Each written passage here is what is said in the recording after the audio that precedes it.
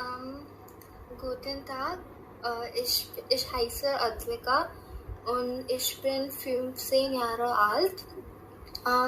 Ich wohne in Delhi bei meinen Eltern und meine Hobbys sind Lesen und Malen.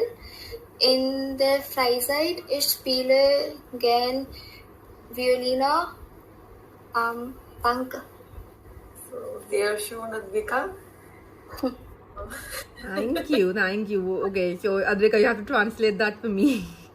I was saying that I am I'm 15. My name is Advika and I really like to read books and draw. So it's an amazing journey with Advika. We didn't just focus on the grammar and the book. We were focusing on all the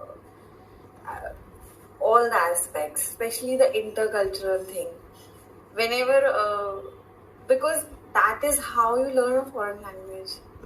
That is what is the interest, that excitement for a language develops that way. And with Advika, it has been an amazing journey. Advika is a very good student.